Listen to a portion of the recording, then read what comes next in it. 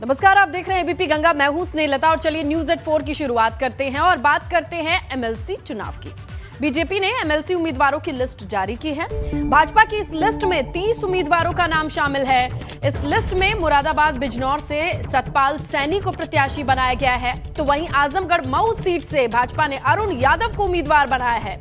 अरुण यादव सपा के नवनिर्वाचित विधायक और पूर्व सांसद रमाकांत यादव के बेटे हैं, तो वहीं पूर्व प्रधानमंत्री चंद्रशेखर के परिवार से रविशंकर सिंह पप्पू को बलिया से टिकट दिया गया है। इस लिस्ट में सबसे चर्चित चेहरे हैं प्रांशु दत्त द्विवेदी, जो भाजयुमो के यूपी प्रदेश अध्यक्ष हैं। प्रांशु को इटावा फर्रुखाबाद से प्रत्याशी बनाया गया है। तो लीजिए, एमएलसी चुनाव में 3 प्रत्याशियों के नाम सामने आ गए हैं। कहां से किन किन चेहरों पर दांव खेला जाएगा, ये नाम साफ है और कई बड़े चेहरे और नाम इसमें शामिल हुए हैं, जिसमें सपा से बीजेपी का दामन थामने वाले उम्मीदवारों को भी जगह दी गई है, टिकट दिया गया है। तो देखिए, ये लिस्ट आई है, ऑफिशियल लिस्ट भी आज जब शेयर की गई तो अब इस पर चर्चा चल रही है। किस किस को उम्मीदवार बनाया गया है, 3 लोगों के नाम सामने आए हैं, जिसकी लिस्ट आज सार्वजनिक की गई है, जो आप स्क्रीन पर देख रहे हैं। अरुण यादव सपा के नवनिर्वाचित विधायक और उनके बेटे पूर्व सांसद रमाकांत यादव के बेटे हैं। वहीं पूर्व प्रधानमंत्री चंद्रशेखर के परिवार से रविशंकर सिंह पप्पू को बलिया से टिकट मिला है। इस लिस्ट में सबसे चर्चित चेहरा है प्रांशु दत्त द्विवेदी का, जो फर्रुखाबाद से आते हैं और भाजयुमो के यूपी प्रदेश अध्यक्ष हैं। उन्हें इटावा फर्रुखाबाद से प्रत्याशी बनाया गया है। तो कौन कौन से नाम हैं? ये 30 नाम सामने आ चुके हैं। इसे सार्वजनिक किया गया है काफी मंथन के बाद, गहन विचार विमर्श के बाद, और ऐसे में ये 30 नाम सामने आए हैं। कहां से कौन कौन सामने आए ये सार्वजनिक तो है, लेकिन जो बड़े चेहरे हैं, जो बड़े नाम हैं, उनका जिक्र जरूरी है। आपको बताते चले कि इस लिस्ट में मुरादाबाद बिजनौर से सतपाल सैनी को प्रत्याशी बनाया गया है। वहीं आजमगढ़ मऊ सीट से भाजपा ने अरुण यादव पर भरोसा जताया है। अरुण यादव सपा के नवनिर्वाचित विधायक हैं और पूर्व सांसद रमाकांत यादव के बेटे हैं। वहीं पूर्व प्रधानमंत्री चंद्रशेखर के परिवार से रविशंकर सिंह पप्पू को बलिया से टिकट दिया गया है। इस लिस्ट में सबसे चर्चित चेहरे की बात कर ले तो प्रांशु दत्त द्विवेदी का है। चलिए सीधा रुख करते हैं सहयोगी अनुभव का और जानकारी लेते हैं कि इन 30 नामों में क्या खास है, क्या सोच करके, किन समीकरण के आधार पर पे ये नाम सार्वजनिक किया गया है। अनुभव, देखिए, बिल्कुल हम बीजेपी कार्यालय पर ही मौजूद हैं और जिस तरीके से ये जो एमएलसी के चुनाव होने जा रहे हैं, 35 जो स्थानीय निकाय के प्राधिकार क्षेत्र हैं, वहाँ पर 36 सीटों पर ये चुनाव होना है। पहले 19 मार्च आज की आखिरी तारीख थी नामांकन की, लेकिन चूंकि होली का पर्व था, ऐसे में इस नामांकन की जो तारीख है इसको आगे बढ़ाया गया और अब 21 तारीख नामांकन की आखिरी तारीख है। तो एबीपी गंगा ने पहले ही बता दिया था कि ये लिस्ट आज जारी हो जाएगी और 30 जो उम्मीदवार हैं उनकी लिस्ट जारी की गई है। अलग अलग जो प्राधिकार क्षेत्र हैं वहाँ के, देखिए हमारे साथ पार्टी के जो प्रदेश महामंत्री हैं जेपीएस राठौर जी, 30 उम्मीदवारों की लिस्ट जारी हो गई है। जी हाँ, एमएलसी के लिए 30 भारतीय जनता पार्टी की ओर से कैंडिडेट की लिस्ट जारी कर दी गई है। और आपको ये बताना चाहता हूँ, भारतीय जनता पार्टी ने जो अपने पार्टी के कार्यकर्ताओं को विशेष सम्मान दिया है, इसमें डॉक्टर सत्यपाल सैनी जी को मुरादाबाद से टिकट दिया गया है, प्रदेश के उपाध्यक्ष हैं। अनूप गुप्ता जी प्रदेश के महामंत्री हैं, लखीमपुर से उनको लड़ाने पर सहमति बनी है। प्रांशु दत्त द्विवेदी युवा मोर्चा के प्रदेश अध्यक्ष हैं, फर्रुखाबाद से उनको टिकट किया गया है। डॉक्टर प्रज्ञा त्रिपाठी महिला मोर्चा की जिला अध्यक्ष हैं बहराइच की, उनको भी अवसर दिया गया पार्टी द्वारा। तमाम कार्यकर्ताओं को इसमें एडजस्ट करने का काम किया गया। अरुण यादव को भी दिया है, उनके पिताजी रमाकांत यादव अभी विधायक हैं फूलपुर पवई में। 2017 में अरुण जीते थे, फिर आप लोगों ने टिकट नहीं दिया, लेकिन इस बार एमएलसी का टिकट उनको दे दिया। इसके पीछे क्या रणनीति है? अब ये बातें सब पता चलेंगी कि किसके पीछे क्या रणनीति है, और मुझको बहुत ज़्यादा वो जानकारी नहीं। अगर वही अरुण यादव हैं जो वही हैं, तो फिर वो भारतीय जनता पार्टी से विधायक रहे हैं। जी। तो निश्चित रूप से कई बार पिता कहीं होते, पुत्र कहीं होते, ये भी राजनीति में चलता रहता है। और वो भारतीय जनता पार्टी के विधायक थे और अभी तक चले आ रहे हैं। अभी दूसरा अभी चुनाव हुआ है, तो निश्चित रूप से कहीं ना कहीं पार्टी ने कुछ विचार करके उस पर। पूर्व सांसद को भी दिया है, हरिओम पांडे को भी आप लोगों ने टिकट दिया है, पूर्व विधायक को भी दिया, और जो लोग सपा से आए थे उनको भी उम्मीदवार बनाए इस चुनाव में। देखिए, ऐसा है कि पूर्व सांसद हरिओम पांडे जी, पिछली बार लोकसभा का टिकट उनका कटा था, तो उनको भी कष्ट हुआ होगा। बहुत से लोग लगा कि अनावश्यक हो गया, लेकिन ऐसे पुराने कार्यकर्ताओं किसी वजह से एक निर्णय लेना पड़ता है। तो ऐसे पुराने कार्यकर्ताओं को जिनके साथ किसी न किसी प्रकार से पॉलिटिकल समीकरण में नहीं बैठता है, तो भविष्य में उनकी संभावनाएं बरकरार रहती हैं। हरिओम पांडे जी उसका एक बहुत बड़ा उदाहरण है। यानी बीजेपी ने मैसेज दिया कि कार्यकर्ता निराश ना हो, अगर कहीं टिकट कटा है, नहीं मिला है, आपने अच्छा काम किया है, तो परफॉर्मेंस के आधार पर आगे कहीं ना कहीं एडजस्टमेंट होगा। यही मैसेज है इस 30 लिस्ट। बिल्कुल यही मैसेज है,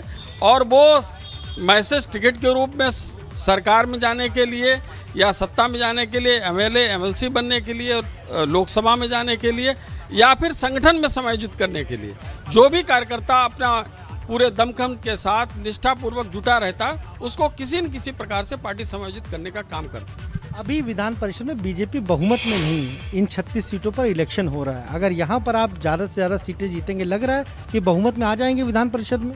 ज़्यादा से ज़्यादा नहीं, हम सभी सीटें जीतेंगे, 36 की 36 जीतेंगे। अच्छा, पूरा भर वो लोग जीतेंगे भाई, ये 36 की 36। वो भी बड़ा दावा कर रहे हैं कि हम जीतेंगे, और हमारे तो सबसे ज़्यादा जो भी लोग हटे हैं वो उन्हीं के एमएलसी रहे हैं ज़्यादातर। भाई वो दावा ही तो पहले भी करते रहे, उनके दावे कितने हवाई निकले हैं, ये तो आपको अभी प्रत्यक्षम किम प्रमाणम 10 तारीख को सिद्ध हो गया है। आगे आने वाले समय में 9 अप्रैल को चुनाव है, 12 तारीख को उसकी भी काउंटिंग हो जाएगी, 12 अप्रैल को वो भी दावे उनके सिद्ध हो जाएंगे कितना सही है। आप कह रहे 3600 जीत लेंगे, एक भी जीतने नहीं देंगे? भारतीय जीतने नहीं देंगे की बात नहीं, हम जीतेंगे, जीतने नहीं देंगे दूसरा भाव है। अच्छा, हमारे पास ऐसा है, चुनाव माना जाता है कि सरकार का ही चुनाव होता है, इसीलिए अहंकार वाला भाव नहीं है, अहंकार का भाव उनका रहता है। हम लोग कहते हैं हम जीतने का प्रयास करेंगे, जीतेंगे, जीतने नहीं देंगे ऐसा नहीं करेंगे। परिषद में आपका बहुमत हो जाएगा इस चुनाव के बाद? निश्चित रूप से परिषद में भी होगा, आगे आने वाले समय में मतलब सभी जगह प्रचंड बहुमत रहेगा हम लोगों का, पूरा रहेगा। बिल्कुल बिल्कुल। भारतीय जनता पार्टी पूरी तरीके से आगे 50 साल की व्यवस्था के साथ चल रही है। 50 साल की तक कोई विधानसभा, विधान परिषद, लोकसभा, राज्यसभा सब जगह बहुमत रहने वाला है भारतीय जनता पार्टी का। अभी 6 नाम घोषित नहीं हुए, क्योंकि 21 तारीख की लास्ट तारीख है नामांकन की, तो कब तक वो नाम घोषित होंगे? कुछ जगह ऐसा है नामांकन थोड़ा एक दिन 22 तारीख तक भी है, तो उस समय उसकी वजह से भी है, और कुछ निर्णय रहते हैं रात तक हो जाएगा, कल सुबह तक हो जाएगा। वो एक मैसेज दिया है कार्यकर्ताओं को बीजेपी ने इस लिस्ट के जरिए। स्वाभाविक रूप से हर जगह कार्यकर्ताओं को, विधानसभा में बहुत से कार्यकर्ताओं को एडजस्ट करने का काम किया है। बहुत से लोग क्षेत्रीय पदाधिकारी थे, उनको विधायक हो गए, और बहुत से लोग हम देखते रहते, यहाँ घूमते रहे, वहाँ घूम रहे, ऐसे सब लोगों को टिकट मिल गया है।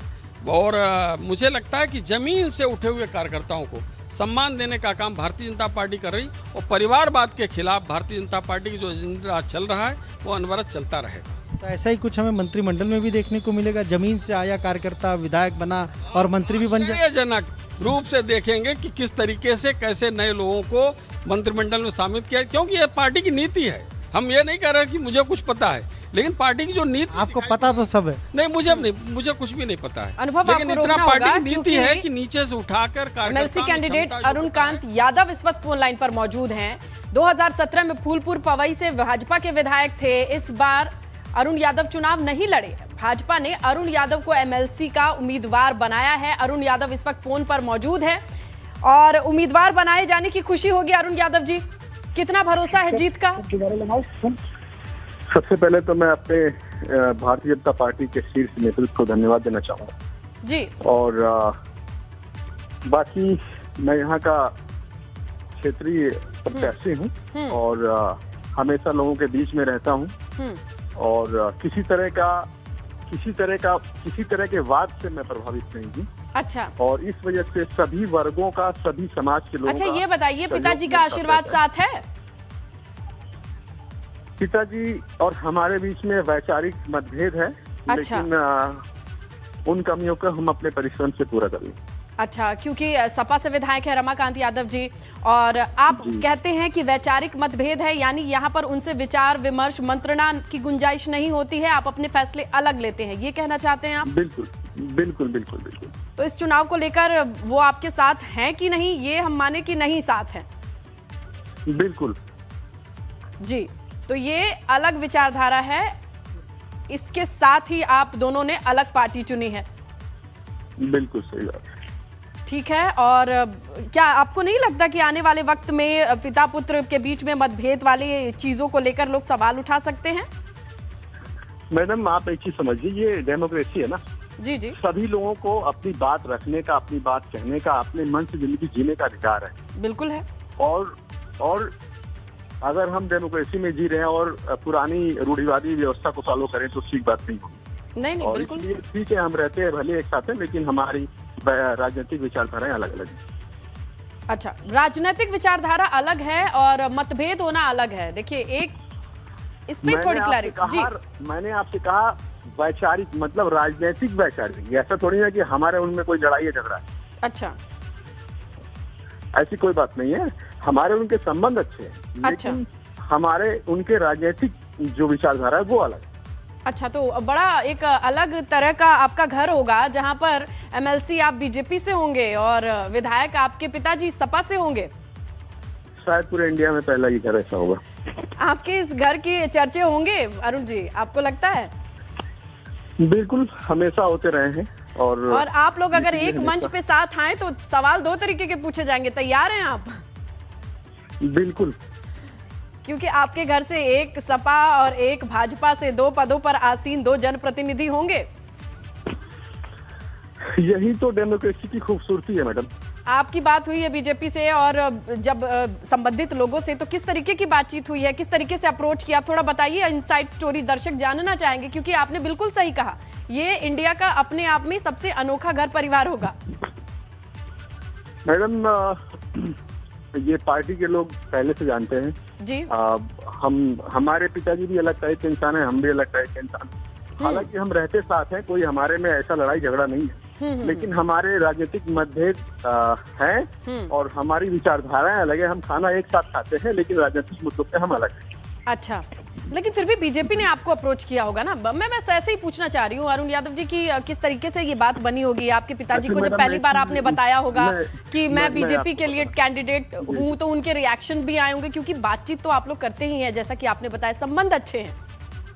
मैडम, ऐसा है कि मैं पहले बीजेपी में था, मेरे पिताजी भी बीजेपी में थे, और थोड़ा सा मेरे भी अपने जो मेरी सोच विचार है वो थोड़ी अलग है।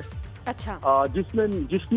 जिसने मेरा सहयोग किया, मुझसे अपना भरोसा जताया, मैं उसका भरोसा बिल्कुल नहीं तोड़ना चाहता हूँ। अच्छा। और जिसके साथ हूँ और 100% उसका साथ देना चाहता हूँ, क्योंकि मैं इसी तरह की जिंदगी जीता हूँ। जो भी लोग मेरे साथ हैं, मैं क्लियर कट बात करता हूँ कि भाई जी जी, जो भी है वो बिल्कुल ओपन होना चाहिए। ऐसा नहीं कि हम, अच्छी बात है, हाँ। ऊपर से कुछ और हो, अंदर से कुछ और हो। इस टाइप की मेरी जीवन शैली है, इस वजह से मैं इस टाइप का हूँ। ऐसा, तो इसी वजह से मैंने जो है पार्टी को छोड़ना या पार्टी को धोखा देना उचित नहीं समझा। अपनी क्वालिटी को मेंटेन रखना चाहता हूँ, बस यही बात। चलिए, अच्छा, आपके विचारधारा बहुत क्लियर है, लेकिन अरुण जी, पिताजी का अलग होना आप किस तरीके से देखते हैं? पिताजी का अलग, मैंने बताया ना कि हम भारत में है, भारत एक आजाद कंट्री है, सभी लोगों को अपना जीवन जीने का पूरी तरह से अधिकार है। ठीक है, बचपन में हमारे ऊपर बहुत प्रेशर होता था। जब हम घर वालों की बात नहीं मानते थे तो घर वाले हमें परेशान करते थे या मारते पीटते थे, लेकिन जब हम बड़े हुए तो हमने ये चीज रखी घर वालों के सामने कि जिंदगी ये हमारी है और हमें जीने दिया जाए। चलिए अरुण यादव जी, अब इस जिंदगी की एक नए अध्याय की शुरुआत होगी, और अगर आप जीत जाते हैं तो वाकई आपके घर के चर्चे दूर दूर तक होंगे, और आपको अब आने वाले वक्त में पता चलेगा कि विजय तिलक आपके माथे पर होगा या नहीं। शुक्रिया आपका एबीपी गंगा से जुड़ने के लिए। आगे बढ़ते हैं, बात करते हैं। केशव प्रसाद मौर्य ने एमएलसी प्रत्याशियों को बधाई दी है, और एमएलसी प्रत्याशियों की लिस्ट जारी होने पर उन्हें बधाई दी है। साथ ही ट्वीट करके लिखा है कि भारतीय जनता पार्टी उत्तर प्रदेश विधानसभा परिषद के द्विवर्षीय चुनाव हेतु आप सभी को भाजपा प्रत्याशी बनाए जाने की हार्दिक बधाई एवं विजय की अग्रिम शुभकामनाएं देती है। तो देखिए, केशव प्रसाद मौर्य ने ट्वीट करके बधाई दी है। आज 30 प्रत्याशियों के नाम को उजागर किया गया है और उम्मीदवारों को एक शुभकामना संदेश दिया है। चलिए अब रुक करते हैं अनुभव का। हमारे सहयोगी अनुभव बने हुए हैं, भाजपा कार्यालय के बाहर हैं और वहां की अपडेट लगातार हम तक पहुंचा रहे हैं। अनुभव, अभी बात हुई है जिसका जिक्र आपने किया और सवाल भी था, वहां पर कहते हैं कि हम लोग पिता पुत्र की राजनीतिक विचारधारा नहीं मिलती है। अरुण यादव की बात कर रही हूं मैं, ये बड़ा दिलचस्प है। देखिए, बिल्कुल अरुण, देखिए बिल्कुल बिल्कुल अरुण यादव जो बात कर रहे थे उसमें एक बात मैं जरूर बताऊंगा। देखिए रमाकांत यादव जब कुछ समय पहले समाजवादी पार्टी में शामिल हुए तब बीजेपी के सामने बहुत ऊहापोह की स्थिति हो गई। क्यों हो गई? क्योंकि फुलपुर पवई से 2017 में अरुण जीते थे बीजेपी के टिकट पे और बीजेपी की सारी तैयारी थी कि अरुण यादव को दोबारा वहां से लड़ाएंगे। पर जब कुछ समय पहले अगर हम कहें 2021 में, ये शायद अक्टूबर का महीना रहा होगा, तब जैसे ही रमाकांत यादव सपा में शामिल हुए बीजेपी छोड़कर, एक बहुत ऊहापोह की स्थिति हुई कि अब हम क्या करें। क्या रमाकांत यादव सपा से अगर लड़ते हैं तो क्या उनके सामने उनके बेटे को खड़ा किया जाए, अरुण यादव को बीजेपी खड़ा करे? क्यों? क्योंकि वो वर्तमान विधायक रहे, 2017 में जीते रहे और यही मंथन चलता रहा। हमने पार्टी के बड़े पदाधिकारियों से बात की थी, तब हमने पूछा था भाई अब तो रमाकांत यादव चले गए, अब क्या अरुण यादव को आप टिकट देंगे? तो बड़े जो पदाधिकारी हैं वो भी थोड़ा असमंजस में नजर आए थे। खैर वहां पर अरुण यादव को टिकट नहीं दिया इस बार चुनाव में बीजेपी ने, और वहां रामसूरत राजभर को लड़ा दिया। रामसूरत राजभर ने इस बार तगड़ी फाइट दी रमाकांत यादव को, और जब एमएलसी टिकट देने की बारी आई तो बीजेपी ने अरुण यादव को ही उतार दिया। यानी आप रणनीति को समझिए, एक तरफ तो बीजेपी ने ये मैसेज दिया कि हम पिता पुत्र को नहीं लड़ा रहे हैं, और दूसरी तरफ जब पिता जीत गया तो बेटे को एमएलसी का टिकट दे दिया। अब ये स्थानीय निकाय के चुनाव है, यानी इसमें ग्राम प्रधान, ग्राम पंचायत का सदस्य, बीडीसी, बिल्कुल अनुभव, और अब ये इसे दूरदर्शी फैसला कह सकते हैं। आने वाले वक्त में इसकी तस्वीर अलग होगी, एक नई नजीर बन करके तैयार होगी, ये देखना होगा।